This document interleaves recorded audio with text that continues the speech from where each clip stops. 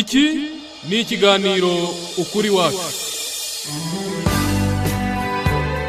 Ikiganiro ukuri wacu kigamije gusobanurira abumva One Nation Radio ukuri kubiriho ibibera mu Rwanda, kikanatanga ishusho nyayo ya politike y'u Rwanda ku bari hanze yabo.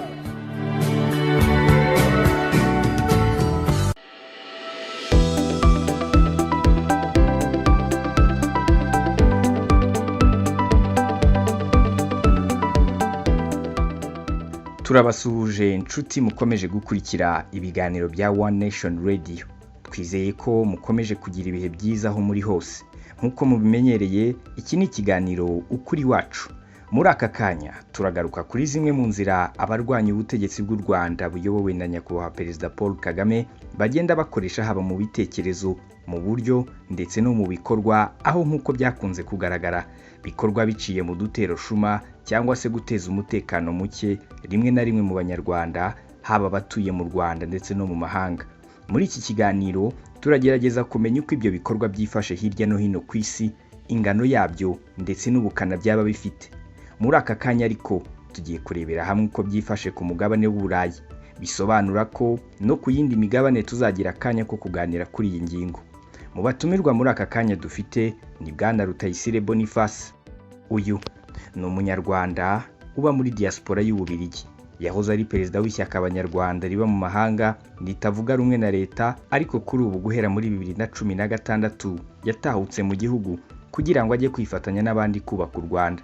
Ubu ni umunyarwanda ushyigikiye cyane gahunda zose za leta iyoboye u Rwanda, kandi azitangamo umusanzu wo kubaka igihugu afatanyije n'abandi.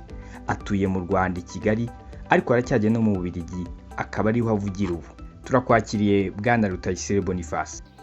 Murakoze cyane, ndabashimiye kandi mbashimiye kuba mwantumiye. Turi kumwe kandi na ambasaderi w'u Rwanda mu gihugu cy'Ubuholandi, nyakubahwa Jean Pierre Karabaranga. Tubahaye ikaze nyakubahwa ambassador. Murakoze cyane. Sabo gusa turi kumwe, kuko turi kumwe kuri uyu munsi na Maître Gatete Thierry. Uyu akaba ari umunyamategeko, ndetse nibutse abadukurikiye ko uyu dusanzwe n'ubundi tubana mu biganiro bya One Nation Radio bitandukanye. Turakwakiriye nawe Maître Gatete Thierry. Murakoze cyane. Naho nge uyoboye iki kiganiro nitwa Simeon Muhumuza. Iyi ni One Nation Radio. Ukurikiye. Dutangira rero nkuko natangiye mbivuga, nababwiye ingingo tugiye kuganiraho, ariko reka mpere kuri nyakubahwa ambasaderi w'u Rwanda mu gihugu cy'Ubuholandi. Ambassador, diaspora nyarwanda yo mu gihugu cy'Ubuholandi muri make muhagaze mute kugeza ubu? Murakoze. Icyo navuga nuko abanyarwanda baba mu Buholandi bahagaze neza, bameze neza, bariyubashye kandi barubashywe. Bubashywe n'iki gihugu kibacumbikiye, kandi bubashywe n'abandi bantu bagize diaspora zindi z'abanyafurika n'ahandi. Hanyuma mu rwego rw'ubusabane kugeza ubu, ibikorwa mushobora kuba mwaratira abandi muri rusange abanyarwanda ni ibihe, nibura nka 2 cyangwa 3? Ntabwo byoroshye. Navuga ko ibikorwa diaspora mu Rwanda yagiye ikora, y'abanyarwanda hano mu Buholandi yagiye ikora na ambasade, biratandukanye kandi ni byinshi kandi bishimishije, ni byiza. Biragoye kuvuga ngo kimwe cyangwa 2, ariko umuntu yavuga mu bikeya bishimishije, nko kwakira nyakubahwa Perezida wa Repubulika muri Rwanda Day yabereye hano 2015. Ni igikorwa diaspora yakoze neza, yatunganyije neza cyane mu buryo bushimishije, ndetse n'izindi Rwanda Day zigenda ziba hirya no hino mu bindi bihugu. Diaspora y'abanyarwanda baba hano mu Buholandi barabyitabira, ndetse no muri zindi gahunda zitandukanye, mu ngendo umukuru w'igihugu ajya agirira mu bindi bihugu, diaspora y'u Rwanda iteka ibihagarariwe. Navuga ibikorwa nk'ibyo kwibuka biba buri mwaka. Diaspora ifatanyije na Ibuka barafatanya kandi bigenda neza. Nko kwibuka umwaka ushize ubwo twibukaga ku inshuro ya 25, byagenze neza cyane ubwo twizihizaga umunsi wo kwibohora ku nshuro ya 25 ndetse na mbere yaho diaspora ibigiramo uruhare ibikorwa by'umunsi mpuzamahanga w'abagore, kwitabira umushyikirano n'itorero ndangamirwa. Iteka buri mwaka haba hari umunsi wo guhura na diaspora wo kwifuzanya umwaka. By'umwihariko umwaka ushize habayeho gutangiza ikipe y'umupira w'amaguru ya diaspora yo mu Buholande. Ibintu bishimishije, ariko noneho n'ikindi gikomeye twishimiye twishimira n'uburyo diaspora yitabira amatora atandukanye areba abanyarwanda, areba inzego z'ubuyobozi z'u Rwanda, by'umwihariko amatora nyakubahwa perezida wa repubulika twagize mu mwaka w'ibihumbi 2017. Ibyo byose diaspora yabigizemo uruhare kandi yabyitwayemo neza cyane. Yego, nyakubahwa Ambassador, hari icyo wakomojeho utangira kijyanye no kwibuka n'ubundi mu Rwanda turabura iminsi mikeya kugira ngo twinjire mu bihe byo kwibuka, ariko nanone hari icyorezo navuga ko kizahaje isi cya coronavirus. Haba hano mu Rwanda hari ingamba zafashwe zo kugira ngo abantu bakirinde, ariko umuntu yagira amatsiko, namwe aho ngaho mwiteguye mute guhangana n'iki cyorezo ku buryo wenda bishobora kutazabangamira gahunda yo kwibuka jenoside yakorewe abatutsi mu 1994?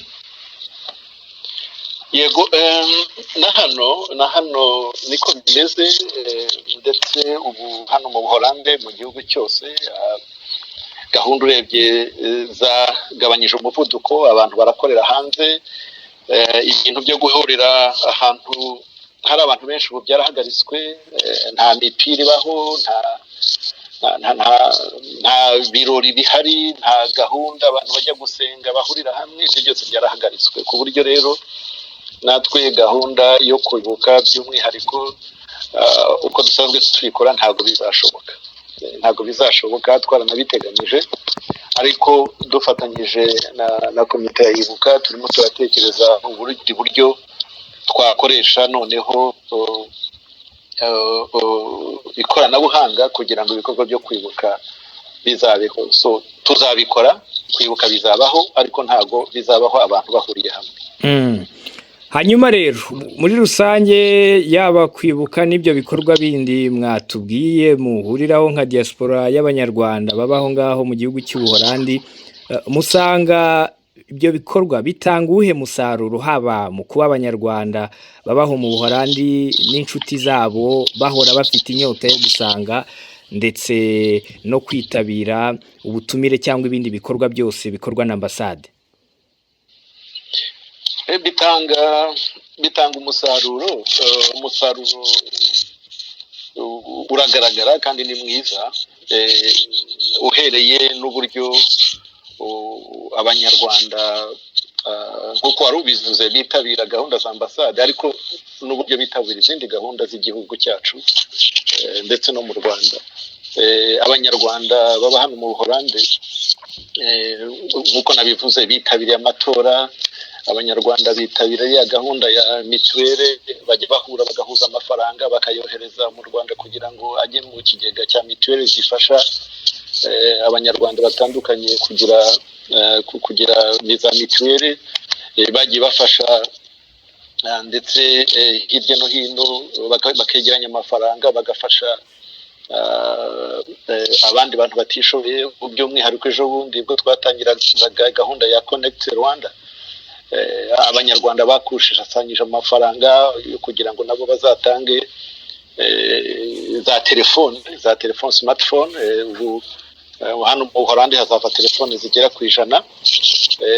Abanyarwanda benshi bajya mu Rwanda bakora za investment, barubaka, babajyanayo amafaranga. Ibikorwa ni byinshi byo, kandi kubera ko abanyarwanda babona ko igihugu cyabo kibakunze kandi kibifuriza ikibaha ikaze iteka.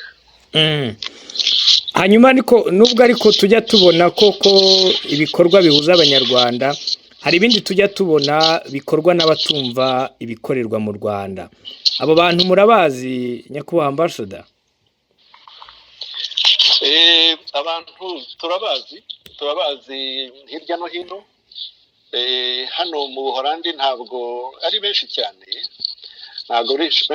kuko bagiye batsindwa buhoro buhoro nyine bitewe n'iyo diaspora yabaye mobilize.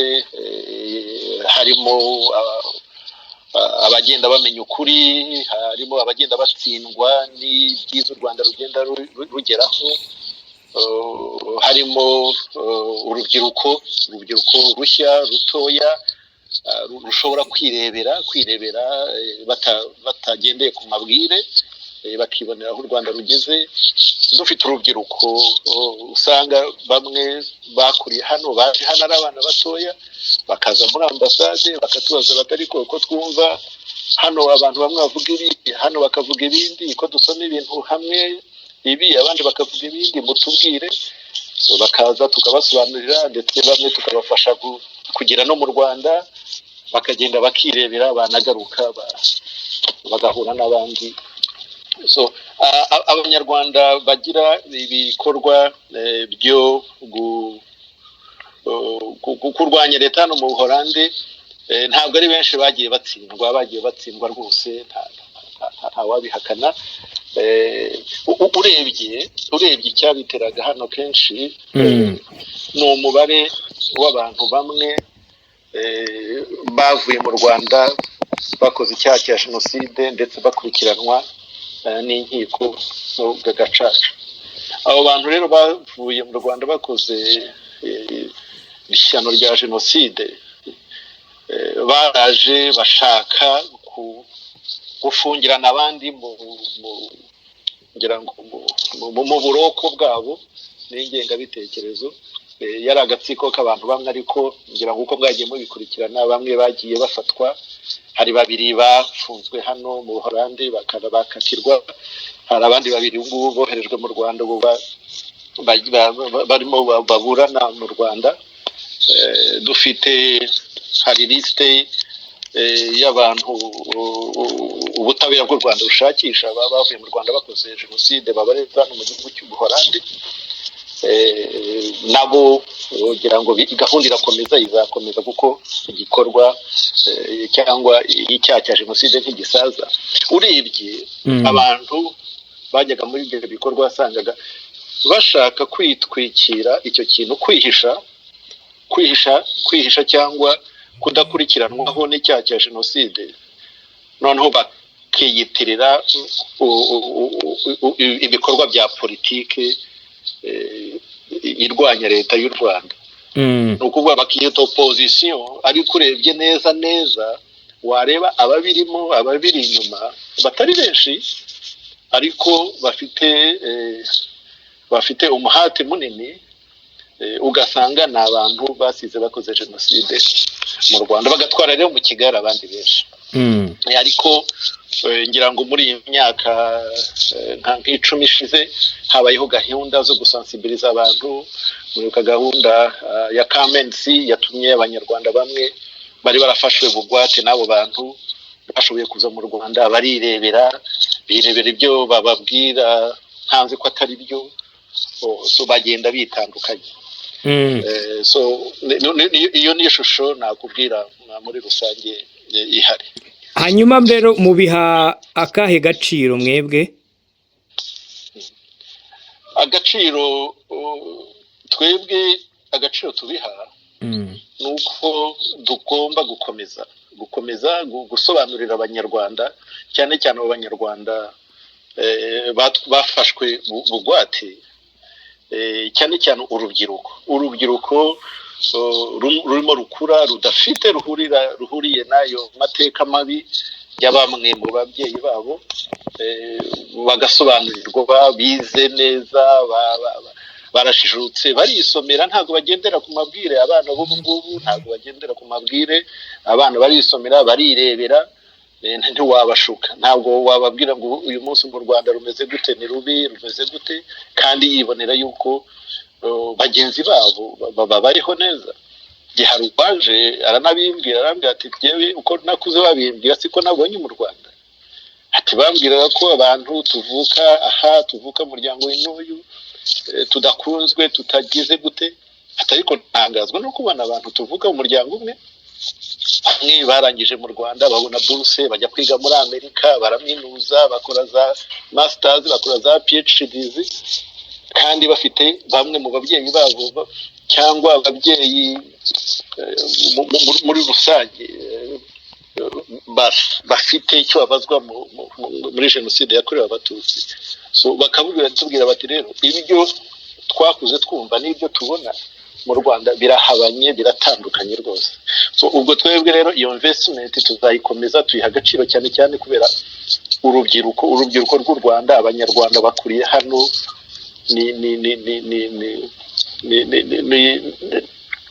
n'abantu dukomeyeho cyane kugira ngo bakomeze bubake cyangwa tuzagire u Rwanda ruri imbere rumeze neza nk'uko tubyifuza.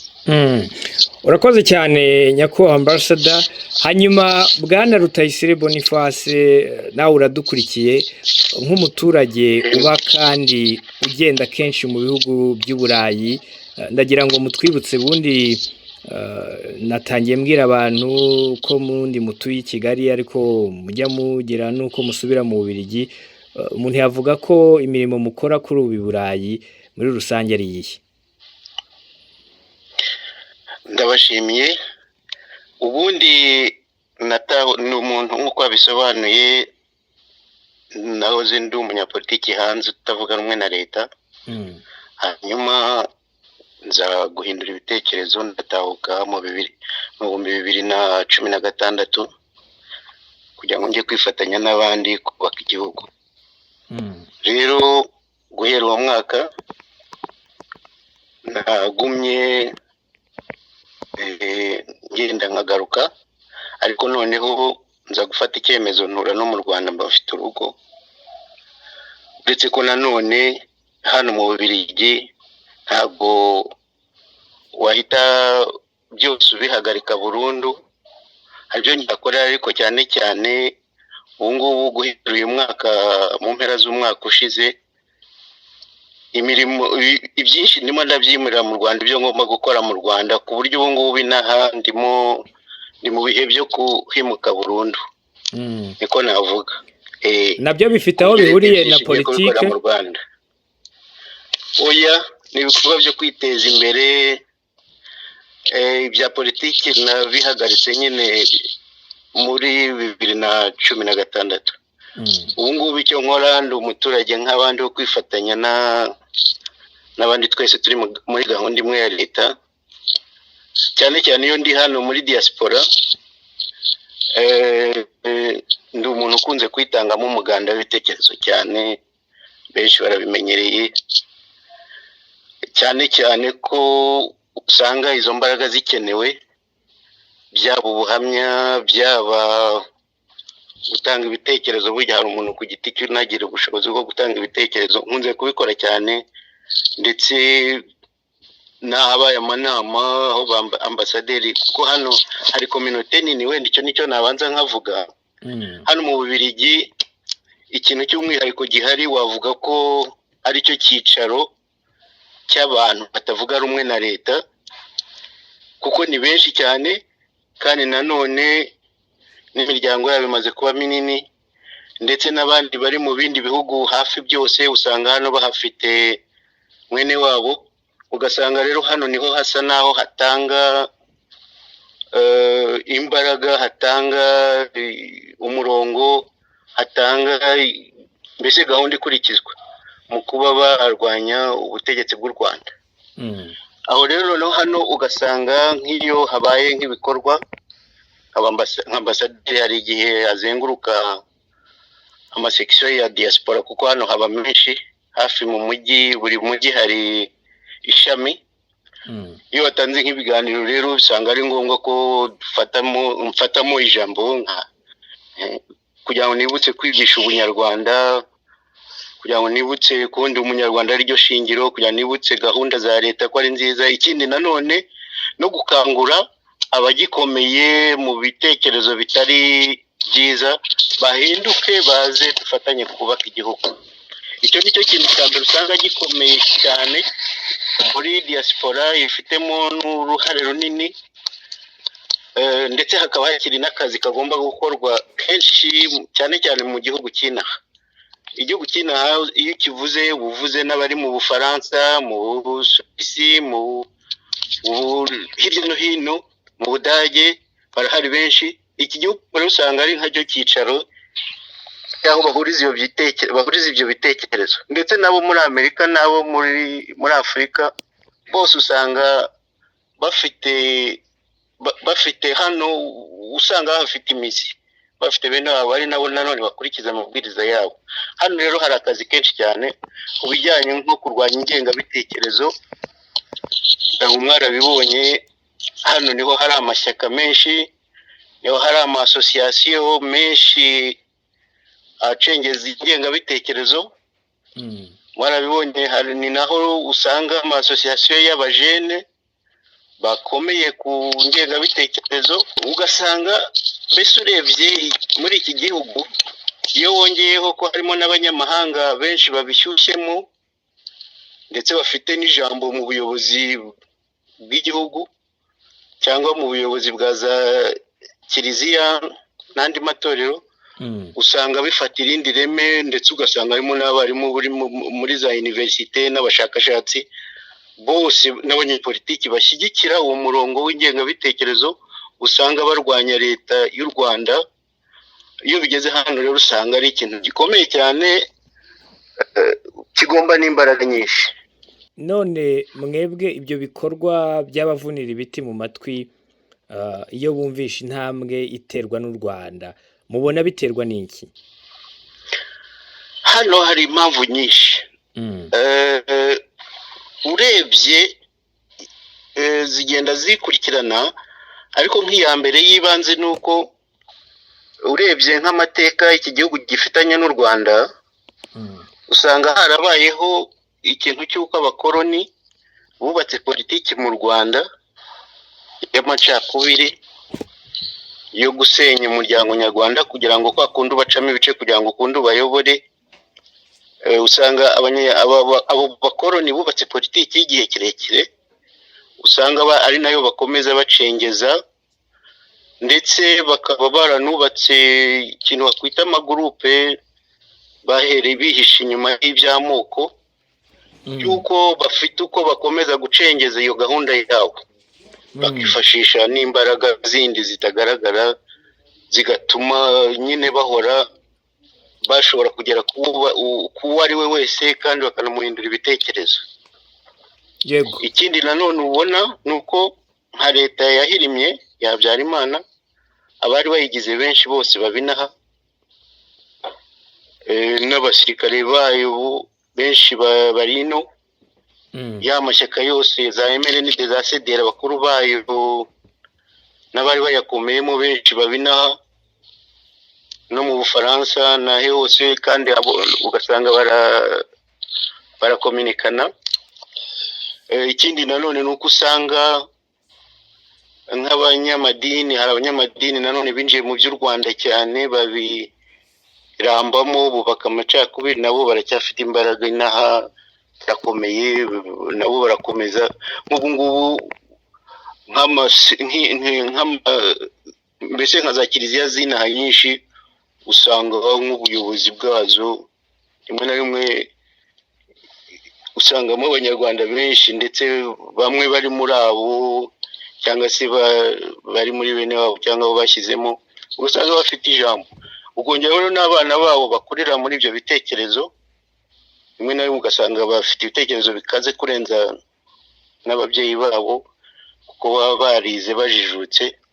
Bikongera nanoneho indi nkingi yo kuvuga ngo ni mu gihugu cya demokarasi, uvuga ibyo ushaka, ukora ibyo ushaka, bakitwaza icyo kintu, bakihisha inyuma y'icyo kintu. Mbese hari impamvu nyinshi nta nubwo wazirondora, ariko hari izindi.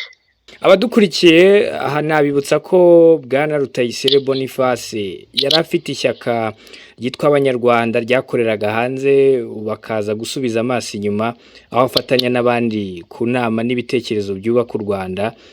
Umuntu yavuga ko iba ari ukuri, Bwana Boniface?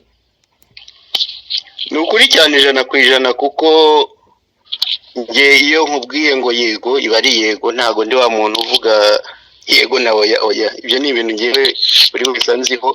Ikindi kandi nanone ndi umuntu utagarukira ku magambo n'ibikorwa, ngeshyira no mu bikorwa. ngira ngo muri iyi myaka maranye n'abantu twubakana igihugu cy'u Rwanda narabigaragaje, haba ibitekerezo nkora, haba ibikorwa njyamo, haba umuganda wose ushoboka ntanze. Ikindi kandi nanakubwira nuko nagize igihe cyo kunabisobanura ndanabyerekana, nanashima cyane cyane by'umwihariko, kuko hari nk'ikintu cy'umwihariko ntagomba guca iruhande nk'umugabo nyakubahwa Paul Kagame. Ni umuntu ushima by'umwihariko ariko kuko burya hari kuba umuyobozi ariko hari no kuba ufite umwihariko wawe. Ni umuntu ureba kure, ni umuntu w'umuhanga, ipi ni umuntu witangira igihugu. Iyo uri kumwe nawe uba uzi ko uri kumwe nawe, nta gufata ngo kure oya. Iyo muri kumwe rero nkunda umuntu, niba nkubwiye ngo turi kumwe ni gutyo nyine. Nanjye naramubonye by'umwihariko mbona ko ari umuntu ushoboye. Ikindi kandi na leta y'u Rwanda yose urebye ukuntu yayubatse afatanije n'abandi banyarwanda, hatewe intambwe ndende cyane ku buryo itanga icyizere ku uwo ari we wese. Njya afata igihe ngiye nkagenda mu biturage rwose kugira ngo nirebere ubuzima bwaho, nirigwane n'abaturage, nirigwane n'abayobozi, nirigwane mbese ubuzima bwa buri munsi, ku buryo ibyo mvuga bitaba ari ibintu bitagomba kuba ibintu umuntu atagezeho. Ikintu namaze kubona ni uko leta y'u Rwanda yashoboye guhindura imyumvire y'umunyarwanda, ku buryo umugeranije n'umunyarwanda wo ku ngoma ya Habyarimana harimo intera ikomeye utazashobora wavuga ko ari nk'imyaka irenze 100, kuko harimo intambwe ndende. Umunyarwanda ahinduye imyumvire, umunyarwanda azi uburenganzira bwe, azi kubuhagararaho. Ikindi kandi ni umuntu ushaka buri gihe kwiteza imbere. Ibyo rero ni ibintu kenshi na kenshi wasangaga ku ngoma ya Habyarimana yabaga irindira imfashanyo hirya no hino, igize gute, ku buryo leta y'ubu kwigira, gukora, gutekereza, kureba kure, ibyo ni ibintu n'indangagaciro. Mbese nakubwira ko indangagaciro za leta y'ubu nazo zitanga icyizere. Nanjye rero kuba naravuze nti nje kwifatanya na leta yanjye, nabikoze burundu kandi mbikora n'umutima wanjye, kandi maze igihe mbitekerezaho. Uretse ko abatari n'inzira yoroshye nk'umuntu nkanjye kugira ngo ntere intambwe nk'iyo, kuko hirya no hino turi mu gihugu hano, iyo ushatse gutera iyo ntambwe kenshi uhura n'ingorane. Icyo gihe rero nanjye nabitekereho ndanabikora, mbishyira no mu bikorwa. Ni ibintu rwose by'ukuri bidaca iruhande uwo ari wese, ndetse yagize igihe cyo kubireba na nyuma yaho azakomeza birebe. ngira ngo bwana Rutayisire, mu ishyaka mwari muhagarariye ryitwa Abanyarwanda, niba ntibeshye hari igihe mwemeje ko mu Rwanda habaye double genocide. Ibi byose mwemeraga kuri ubu ngubu mu bihakaye gaciro? Ibyo ngibyo ni ibintu nasobanuye. Habayeho kuko hano muri ibi bihugu mu mitekerereze y'abarwanya leta, kenshi na kenshi nanakubwiza ukuri ko impamvu bashingira batari nyinshi. Impamvu nta yindi ni uko leta y'u Rwanda ikora byiza birenze ibyo wanayivuga ngo igiye gukora. Rero nk'urwanya leta kenshi na kenshi usanga hano uzarebe bavuga uburenganzira bw'ikiremwamuntu, bakavuga jenoside, bakavuga demokarasi gusa. Ntabwo azakubwira ngo hari gahunda yo guhinga neza, kuzana amajyambere, kugira gute. Ibyo ababona byaramukize kera cyane. Noneho hano rero kubera n'izo mpamvu zidahari, nge iyo gahunda ya jenoside yakorewe Abahutu n'iyakorewe Abatutsi nabivuyemo burundu. Nasanze ari ukwibeshya, nta shingiro, nta no kuguma muri iyo nzira yo kuyoba. ngira ngo ariko hari igihe tujya twumva banakoze ibikorwa by'urugomo byibasira Abanyarwanda kenshi babaho ngaho hanze y'u Rwanda, ndetse bamwe ntabwo twabica ku ruhande, kumva bararangwa n'ingengabitekerezo kuki mutekereza ko bageza kuri urwo rwego? aho ngaho urebye nibyo nari ndimo nkubwira. nkanjye maze kukubwira ko ubu icyo nemera gusa cyonyine ni jenoside yakorewe abatutsi, naho ibindi byose ni ibintu bya politiki byo gufindafinda, ntabwo ari ibintu bifashe, nta kuri kurimo. rero bariya barwanya leta bakamenagura ibintu bakagira gute, kenshi na kenshi n'ubwiyahuzi, kuko niyo ubabajije ngo murarwanira iki, umutunguye n'igihe atagira n'icyo akubwira, cyangwa se yanakivuga ntanashobore no kugisobanura.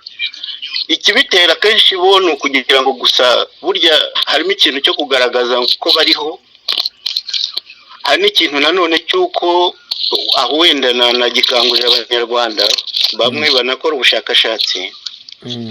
harimo ikintu cy'uko mu Rwanda rw'abakoloni bubatse biriya bintu by'ingengabitekerezo ishingiye ku Bahutu n'Abatutsi. noneho muri uko kuyubaka banasa naho baremye akagurupe k'abantu bazajya bahora bubakirwaho leta. nanone haba habaye na nyuma yo guhirima, niko rero byakomeje. nk'iyo urebye muri opozisiyo cyane cyane muri iyi myaka, uretse ko wenda hajemo muri ibi bihe za RNC muri ibi, ariko ubundi wasangaga ari nka MRND na CDR byose byubakiyeho. uretse ko nge nakirimo ngewe sinigeze mvuga ngo kuko hari impyisi, ntabwo ushobora guheka impyisi. ibyo rwose wabonaga ko hari akantu k'ikiguri cya MRND na CDR byose byubakiyeho. iyo groupe rero imeze icyo, ni nayo usanga abo banyamahanga bashyiramo imbaraga, bashyigikira, bashyira imbere. noneho ugasanga buri mwaka cyangwa buri myaka ibiri barakoresha ko bashoboye habyuke ikintu kimeze nka kampani mediatique, aho babicisha mu nyamakuru bikongera bigasakuza ko hari ikibazo hagati y'Abahutu n'Abatutsi kugira ngo bibe bishyashye. uzabibona nka za jambo y'abajene, ni association y'abajene batakuze, ariko mbese bigenda bihererekanya. ubundi byakorwaga n'amashyaka, kuri iki gihe noneho batangiye kubihaho mu bajene. harimo n'icyo kintu cy'uko mu kusakuza cyangwa bakamenagura ibintu cyangwa hakaba imyigaragambyo, ni ukugira ngo habe icyo kintu cy'uko batazima burundu. ariko abakoloni bavuga bati rya turufu ryacu rikomeze, ni nko kugumubagara ingemwe wateye kugira ngo kwibagirana, kuko baba bafite n'ikintu cyinshi inyuma. nicyo ndashaka kuvuga ko bo baba batekereza ngo kuko leta ya FPR ikomeye muri ibi bihe, bavuga bati igihe kizagera amateka yongere ahinduke, usange bagira aho bahera, noneho bagashaka gusa naho baguma kubagara inzira bazakomeza bacamo cyangwa ikiho bazakomeza bacaho, bakagira na groupe baheraho. harimo icyo kintu bamwe wenda aho ni naho nashaka gukangura abantu abo muri opozisiyo iyo bashyigikiwe n'abo banyamahanga, bagira ngo bagiye kubafasha guhirika ubutegetsi uwo munsi. ariko noneho abanyamahanga bamwe bo icyo baba bareba ni ukugira ngo bagume babagare. noneho iyo bimaze gusakuza by'Abahutu n'Abatutsi bisakuje, iby'urwango bongeye kurubiba, mbese ujya ko ukabona biracwekereye, bikazongera bikagaruka gutaha umwaka utaha cyangwa mu myaka ibiri. noneho bo ugasanga icyo kintu rimwe na rimwe abanyarwanda babirwanya, ntibabivumbuye. ari nacyo ngira ngo nsabe rwose buri muntu urwanya ingengabitekerezo, urwanya amacakubiri, ugira gute arebe icyo kintu niba tubirwanisha. uyu munsi bakaba bahagurutse basakuza bagira gute, twigarukira aho ngaho ngo biracecetse birarangiye. oya, ahubwo wa wundi ubyihishe inyuma w'umukoloni we yageze ku cyo ashaka, byavuzwe, yabagaye.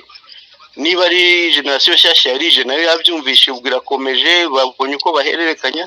noneho twebwe niba bicecetse dukomeze tugere kure, tubisanga no mu kabati bibitse, mbese tubivane, mbese tubishwanyaguze, iyo ngengabitekerezo ishire.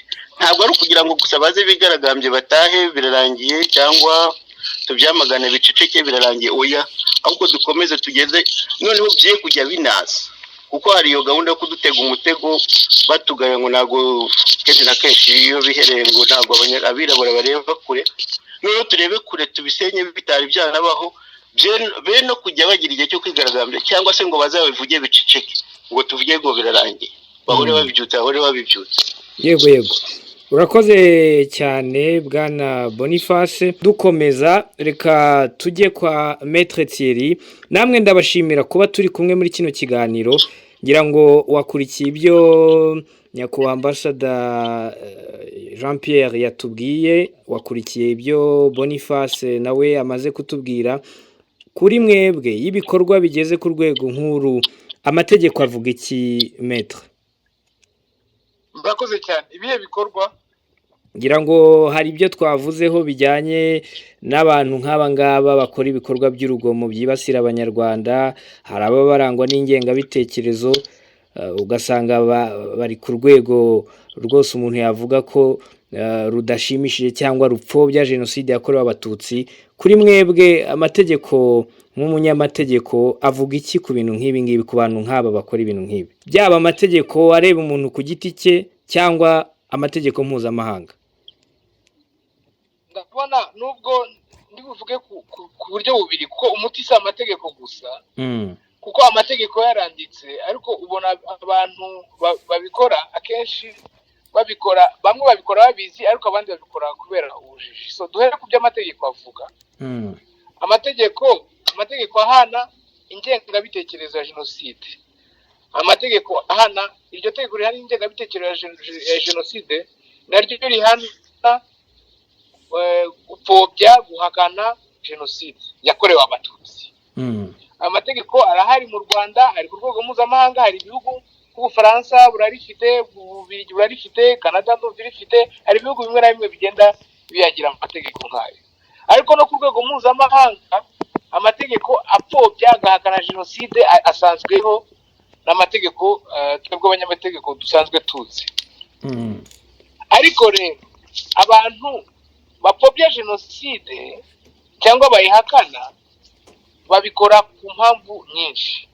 Bamwe nuko bayikoze, bayigizemo uruhare, ubwo bakaba kandi kugeza ubu batarakurikiranwa, bakaba bamwe bihishe, abandi bataramenyekana, abandi amazina yabazwi, bari gukurikiranwa bafite n'imanza zabo zaciwe muri gacaca badahari barahunze igihugu. Abo rero bafite inyungu zo guhakana ko yabaye. Buriya muri TPR, muri rukiko mpuzamahanga rwakoreraga Arusha, abanyamategeko bunganiraga bakoze jenoside bose batangiraga bavuga ko jenoside itabaye, bavuga ko FPR ari hano, bavuga ibintu byinshi, bavuga ko FPR kuba ari hano indege ngo babifite ibimenyetso, cyangwa kuvuga ko ibyo ari byo byatumye jenoside iba, akavuga rero bikaba jenoside bavuga ko FPR yatumye iba. Ibintu nk'ibyo bigeraho abacamanza muri TPR bakora icyo bita umwanzuro kuri byose, ku byavuzwe n'ibizavugwa. Aravuga iyo deba kugira ngo tuyihagarike, jenoside yakorewe abatutsi muri 1994 kuva mu kwezi kwa 4 kugeza mu kwezi kwa 7 ni ihame. Umuntu uzajya uza kuburana hano azajya asimbuka iyo etape kubera ko ntashake, tubifashe nk'ihame kugira ngo twe guta umwanya dukora tujya impaka kuri icyo kibazo. Icyo ngicyo bagifatira umwanzuro ntakuka, kandi uvuga ku byavuzwe mbere no ku bandi bazajya kunganira abayikoze. So iryo hame ryafashwe n'urukiko mpuzamahanga ryanagiye rifatwa na Loni nyuma yaho nk'ihame, nka resolution, ni ukuvuga iteka rya Loni rivuga riti jenoside yakorewe abatutsi 1994 iremewe nk'ihame mpuzamahanga ko yabaye, kugira ngo icyo kibazo kirangire tutazagisubiraho. Ariko nukuvuga ko ari itegeko, buriya mu mategeko ikintu cya jurisprudence internationale, ni ukuvuga ibyemezo byafashwe n'inkiko mpuzamahanga bigomba gukurikizwa n'inkiko zose zo ku isi, kubera ko ari urukiko mpuzamahanga rwemewe rwashyizweho na Loni, kandi Loni nayo ikaba yemewe. Ibihugu byose bifite ubunyamuryango muri Loni, ndumva ari byose byakagombye gukurikiza ibyemezo byafashwe n'inkiko mpuzamahanga. Ariko maze kubona inkiko nyinshi n'abacamanza benshi bihandagaza, nk'uriya Bruguière wabaga mu Faransa, nk'uriya Meirelles wo muri Espagne, bihandagaza bakavuga ngo bagasubiramo gupfobya jenoside.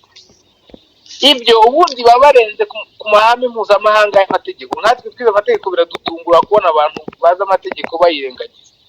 ariko rwose kubera ko turi abirabura tuba muri Afurika abazungu bawumva amahame yafashwe yatureba bayirengagiza. Ariko icyo ni ikibazo kimwe. Iyo ibyo rero bigaba bijyanye ubundi na politike mpuzamahanga y'igihugu gikomeye gishobora kwemeza amahame yacyo. Niyo mpamvu nta muntu ujya ukirisha jenoside yakorewe abayahudi, kubera ko Israel irakomeye kandi abayahudi barakomeye ku isi. Iyo bakinishije baragufungisha mbega ubuzima bwawe busa nkaho buhagaze. Natwe icyo gihe kizagera, nubwo tutaragera ariko turi mu nzira yo kuzagera. Kuzaba igihugu gikomeye, ibyadukorewe ntihakagira abantu babipfobya cyangwa babitesha agaciro, nubwo amategeko mpuzamahanga yabyemeje. Yego. Ariko noneho tugaruke ku mpamvu. Nari navuze abantu bari mu byiciro byinshi. Hari abo ngabo bagize uruhare muri jenoside, hari na bene wabo bumva bagomba gushyigikira bene wabo, nabyo birasanzwe. Noneho abampangayikishije ni abana b'urubyiruko n'abakuzeho gato tungwangana na nkanjye. Nanjye ntangiye gusaza tugeze hafi y'imyaka 40. Uracyari mutoya uracyari muto rwose. Aha mu Rwanda ntabwo ukiri muto. Abo n'abana bakoze jenoside cyangwa bari muri leta zatsinzwe. Ariko izo leta zatsinzwe ntabwo abari bazirimo nabo batsinzwe, ahubwo abari bazirimo baraje mu Rwanda bashyirwa no muri leta iriho ubu ngubu kubera ko tuyita leta y'ubumwe, bakaba bakora n'abandi. Ariko hari umuntu gusakuza. Hari umuntu uri gukoresha telefone, hari yaba biretse cyangwa mugakora mute. Wari ugikomeza metre. Yego. So abo basore tungana rero bakaba ari abana b'abantu bakoze jenoside. Twebwe mu Rwanda no ku isi yose twemera ko icyaha ari gatozi. Ni ukuvuga waba uri umwana wakoze jenoside ntabwo bisobanuye ko wowe hari ufite icyo kubaza. Buri muntu agomba kubazwa ibyo yakoze. N'ikimenyimenyi ku munsi wa none umuntu uhagarariye umutwe ugendera ku mahame ya jenoside witwa FPR uba muri Congo, uhagarariye abana be baba mu Rwanda barize baraminuza, ndetse leta y'u Rwanda iriho ubu ngubu ariyo leta y'ubumwe ibashakira za buruse zo kujya kwiga bakanaminuza ku isi yose.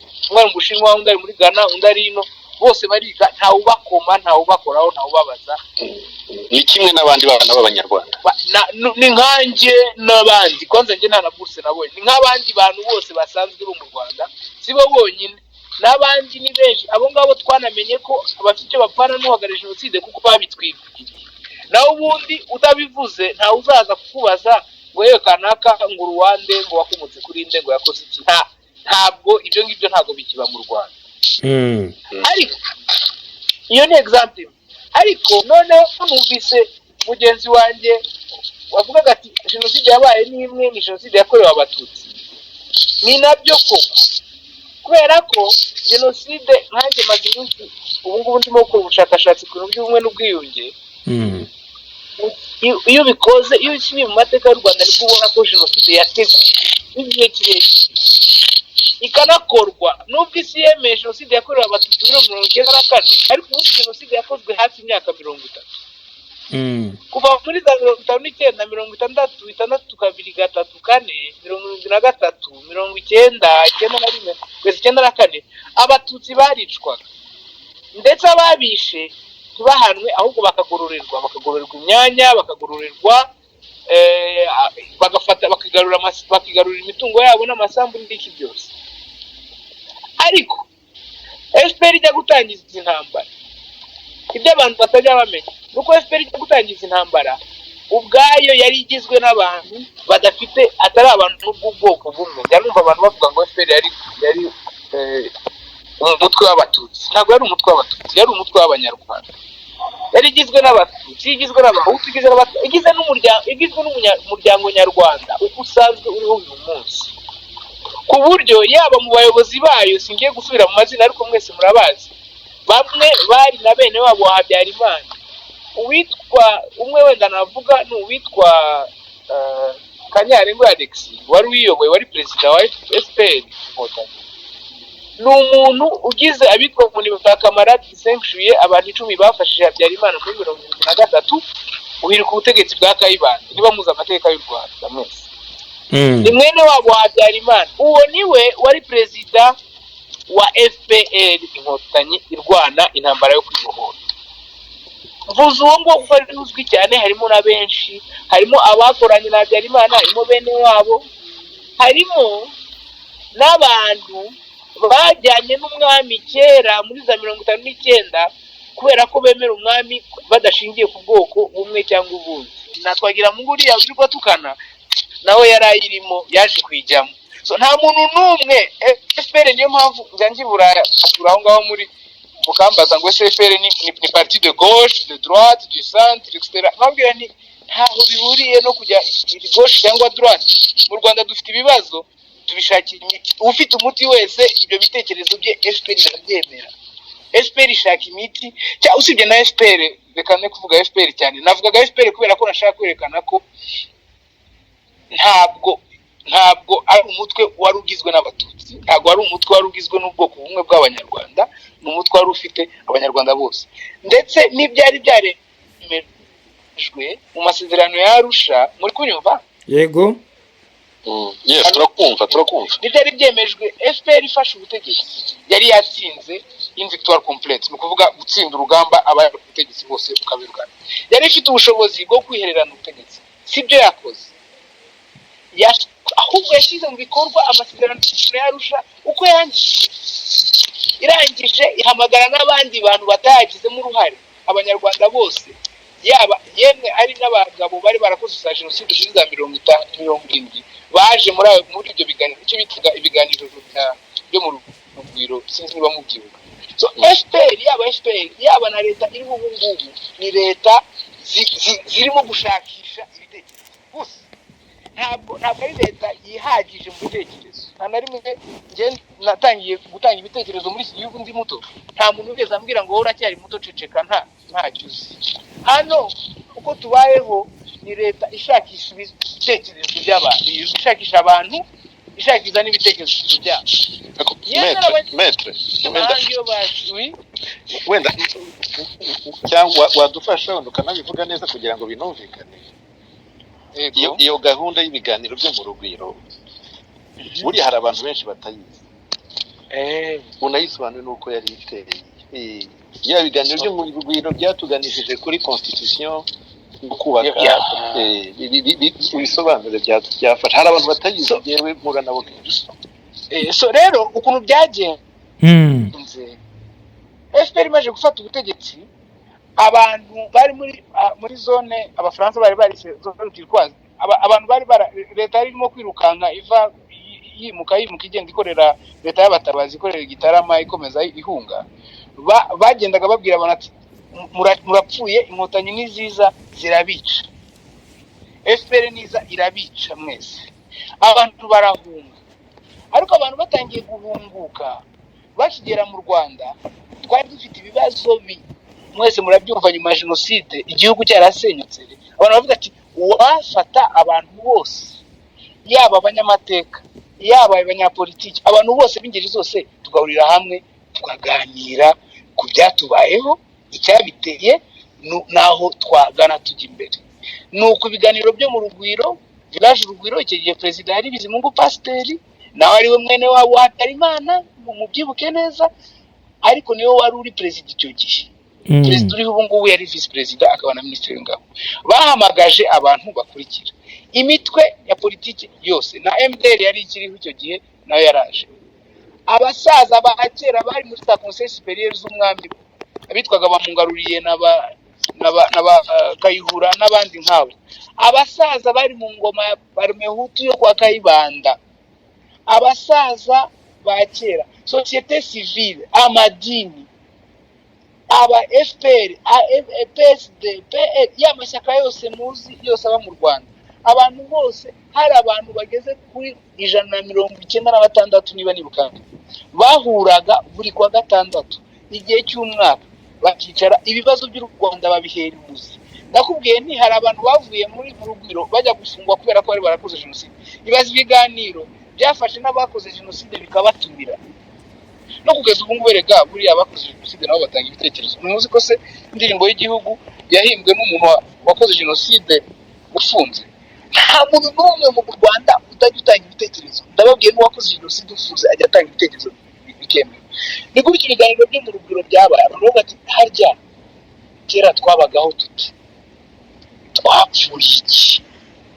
Bakavuga birangure ati mwebwe abatutsi mwari mufite ingoma ya cyami, mwari mufite n'abashefu n'ikindi, abandi batuye ya ubutegetsi imbere yaho habaga abashefu b'abatutsi n'ab'abahutu, yemwe habaga n'abayobozi b'abagore bakuwemo n'abapadiri na kiliziya n'abakoroni. Abandi bakavuga ibibazo by'u Rwanda barabivuga byose basasa inzobe. Ndababwiye muri kuwa gatandatu igihe cy'umwaka birananditse, hari n'igitabo cya raporo yacyo, ahubwo ambasaderi nzakimwereza azajye afotora aho abantu bose bakavuga bati ibibazo by'igihugu cyacu ni ibi, barabivuga babihera imuzi, barangiye bati noneho dukora iki?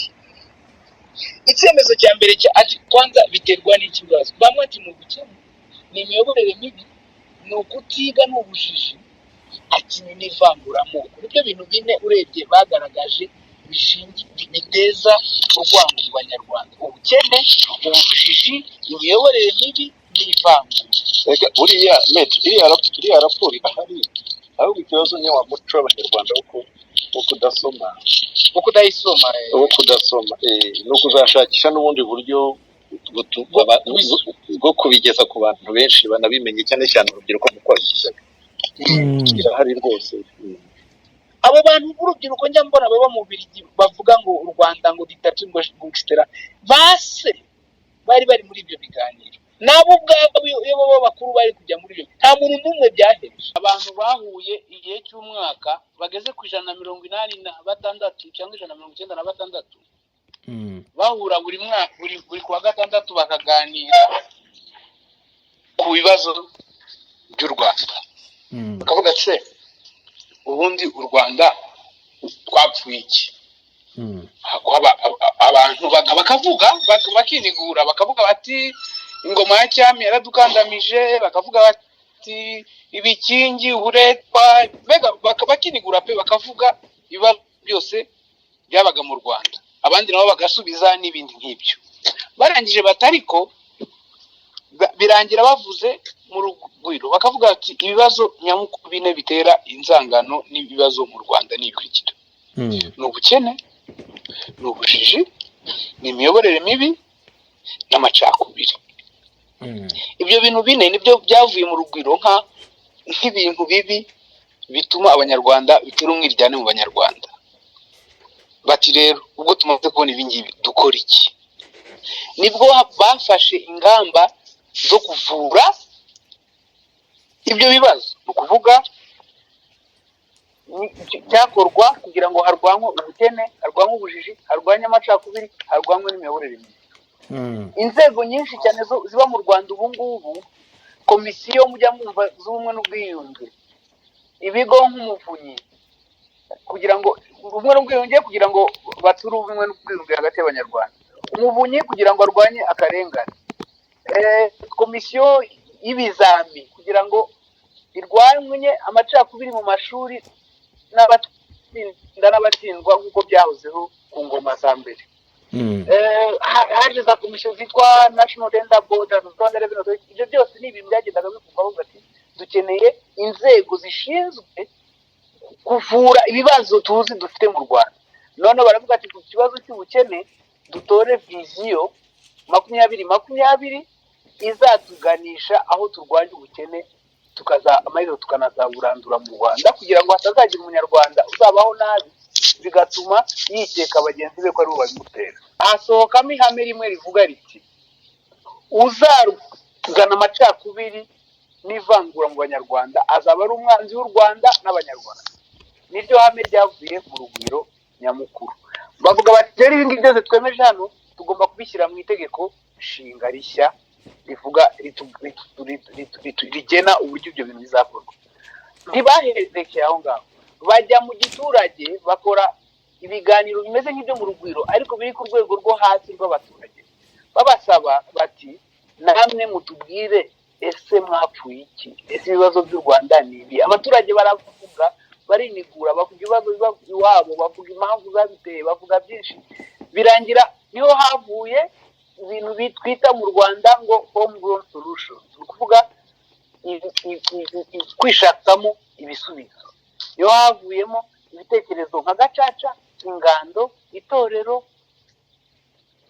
ubudehe, ibyo byose gira inka ni gahunda zasohotse mu bitekerezo by'abaturage ku rwego rwo hasi, bakoze nk'ibyo ababakuriye abayobozi bari barakoze mu rugwiro. Ibyo bitekerezo ni izo consultation zose nizo zabyaye itegeko nshinga dufite ubu ngubu. Iryo tegeko nshinga rikaba rigendera ku mahame avuga ngo a constant quest for solutions through dialogue and consensus, ni ukuvuga gushaka ibisubizo biciye mu biganiro n'ubwumvikane. Niyo mpamvu uyu munsi abantu, imitwe yose ya politike ihurira mu ihuriro ry'amashyaka muzi mwese, barahura, buri ishyaka yaba rinini FPR Inkotanyi ryaba gatoya, byose bigira ijwi, amajwi angana muri iyo forumu y'amashyaka, ni naho hafatirwa ibyemezo. Ni naho havuye ihame rivuga ngo ishyaka riri ku butegetsi ntabwo ryagira imyanya mu nteko irenze 50%. Ni naho havuye ihame rivuga ngo perezida w'igihugu na perezida w'inteko ntabwo bashobora kuva mu ishyaka rimwe. Mbega niho havuye amahame y'isaranganya ry'ubutegetsi. Ayo mahame yose niyo tugenga ubu ngubu kugeza amagingo aya, ndetse nkaba navuze nta muntu n'umwe wigeze wimwa ijambo muri village urugwiro. Hari haratumiwe abari abasaza ba kera mu gihe cy'ubwami, hari haratumiwe abari abayobozi bakomeye mu gihe cy'ingoma yo kwa Kayibanda niyo kwa Habyarimana, harimo abantu bakuru b'amadini, muri societe civile, mbega abantu b'ingeri zose bari baratumiwe mu rugwiro, na ndetse n'abakoze jenoside bari baratumiwe mu rugwiro kugira ngo hatagira igitekerezo na kimwe gitakara. Umunsi wa none noneho metre buriya ibyo navuze kugira ngo dusobanurire ku biganiro byo mu rugwiro, buriya byose bifite aho bihera, byose bigahura kuri ideology ya FPR. Usanga muri yashyizeho ikijyaho muri 1987, usanga muri za ntego remezo zari 8 icyo gihe ataragiye biyakera. Buriya biriya biganiro byo mu rugwiro yiza kubera ko hariho ziriya ntego remezo 9 z'umuryango wa FPR. Birebye nk'iriya ya mbere ngo kugarura ubumwe bw'abanyarwanda, hanyuma muri iriya myaka 3 nyuma ya jenoside abantu bose bakongera bakicarana. Ni iki kwereka yuko gahunda cyangwa umurongo wa FPR yari yarihaye wo guhuza abanyarwanda, kugarura ubumwe bw'abanyarwanda, bakicara bakaganira bakaganira. Yego, kuri wagombaga kugenda. Hatagira abantu batekereza ko ari ibintu byaje bikagwa aho ngaho gusa ngo abantu bahuriye mu rugwiro. Oya, ni muri ya gahunda yari isanzwe iriho za ngingo za ntego remezo 9 za FPR. N'abajya nabo tuzongera twicara tuganire n'abanyarwanda bose. Nicyo nashaka kongeraho. Murakoze. Nibyo, hari ibintu byo kuba buriya buri gihugu cyose ku isi kigira amahame, ariko kuyagenderaho bikaba ikibazo. Buriya abantu bose bakunda demokarasi, bakunda ubumwe, bakunda ubutabera, ariko ugasanga ni amahame gusa, bihora amahame ariko ntawe ujya ubigenderaho. FPR rero ni icyo gihe ishinga izo ngingo, ayo mahame 9 ambasaderi yaravuze, ibya 9 ni ubumwe n'ubwiyunge. Ndibaza none yo kurwanya jenoside, kubera ko jenoside yari itarakorwa mbere yuko FPR ijyaho. Ayo mahame yashyizwe mu bikorwa, so akaba ari amahame ariko bikaba biri no mu bikorwa, bikaba biri no mu migirire n'uburyo FPR iteye ubwayo. Ntabwo wavuga ngo urashaka umwe bw'abanyarwanda warangiza ukita umuryango witwa ngo twebwe turabanyenduga cyangwa twe turabanya abagize bate turabahutu cyangwa turabatutsi.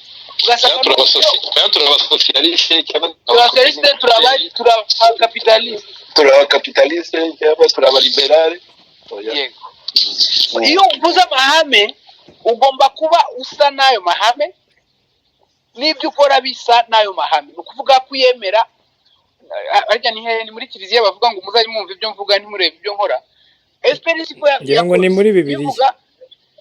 Ni muri Bibiliya. Oya, FPR ibyo yavugaga, ibyo ikora n'uburyo iteye, guhera ku mudugudu kugera ku bayobozi bo hejuru, iteye nk'uko amahame yayo abitegeka. Ni ukuvuga muri FPR uzahasanga abahutu, abatutsi, abatwa, abasocialiste, abakapitaliste, abaliberale, abacentriste, ab'ubwoko bwose, abemera Imana, abatayemera, abakirisitu, abayisilamu, bose basangamo.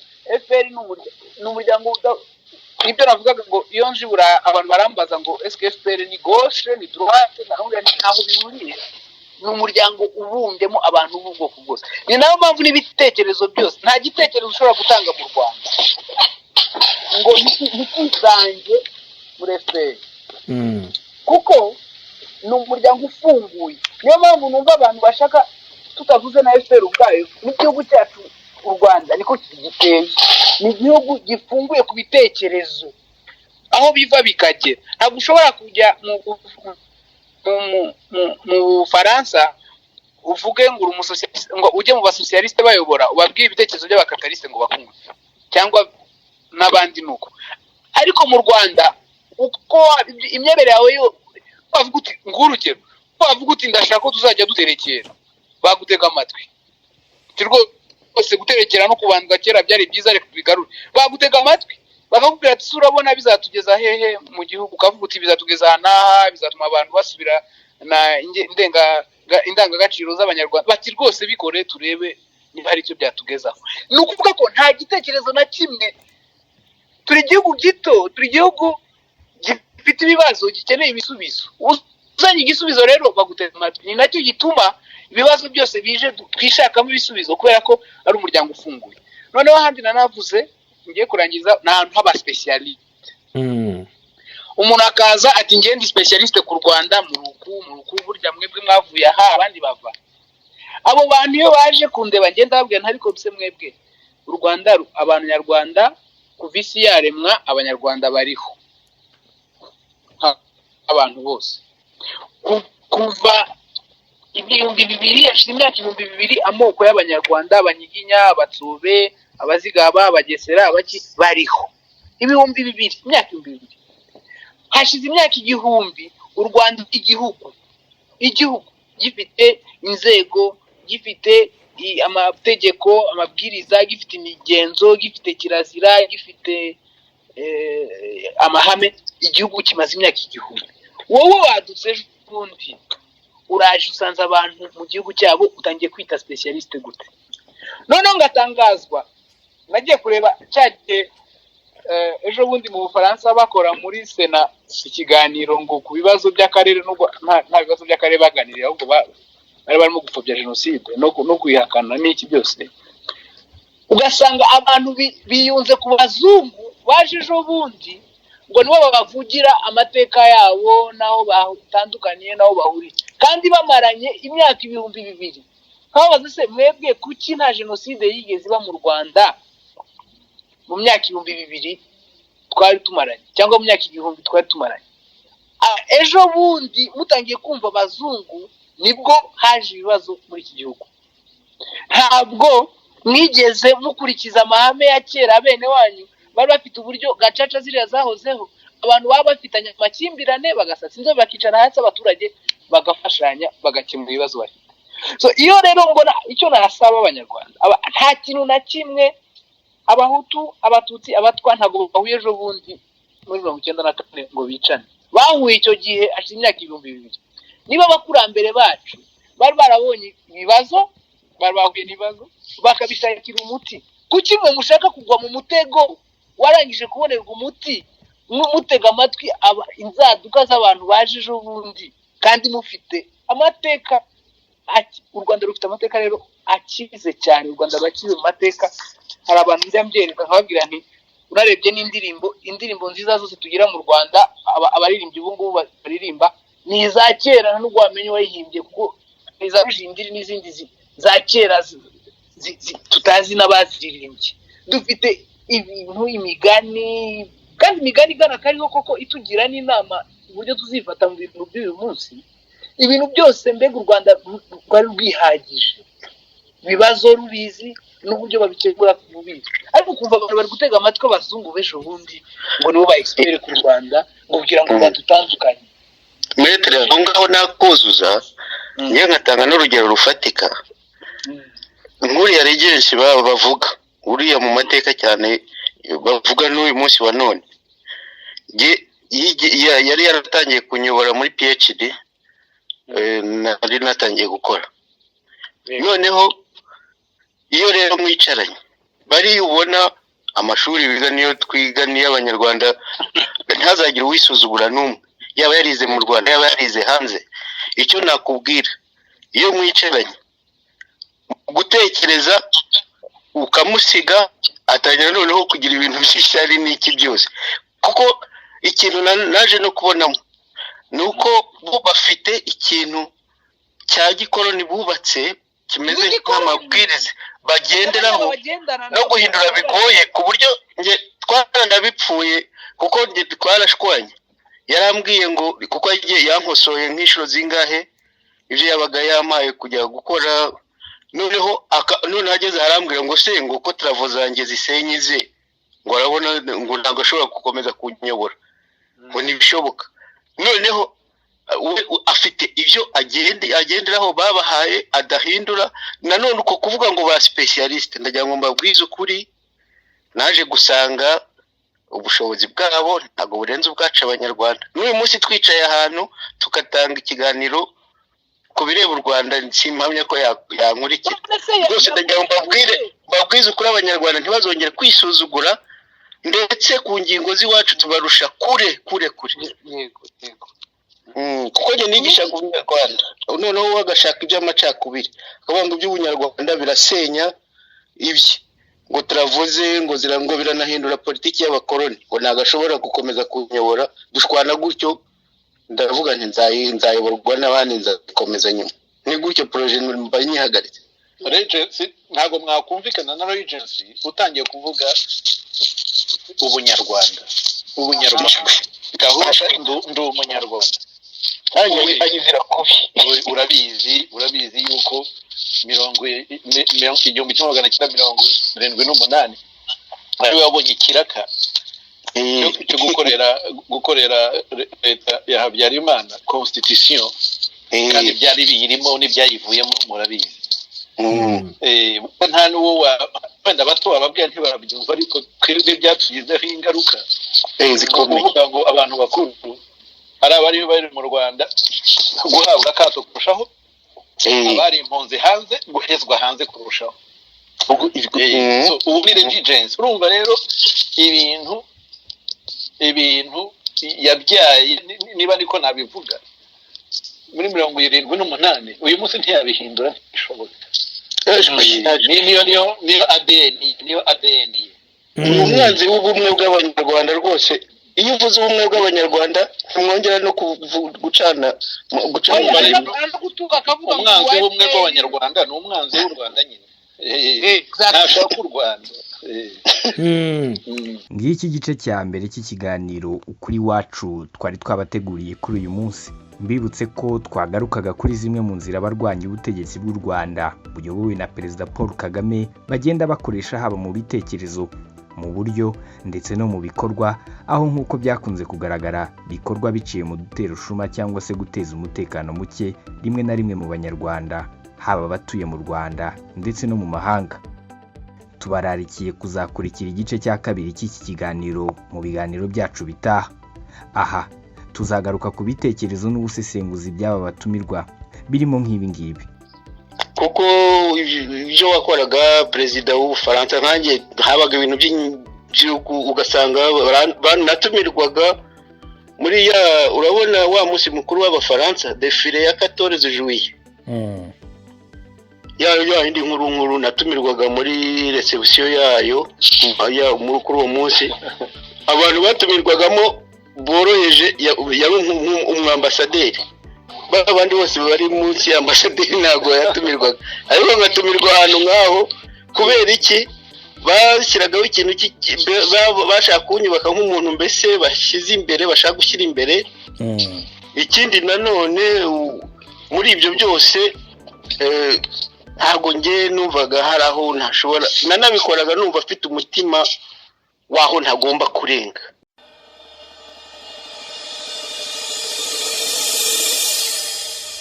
Iki ni ikiganiro ukuri wacu. Ikiganiro ukuri wacu kigamije gusobanurira abumva One Nation Radio ukuri kubiriho ibibera mu Rwanda, kikanatanga ishusho nyayo ya politike y'u Rwanda ku bari hanze yabo.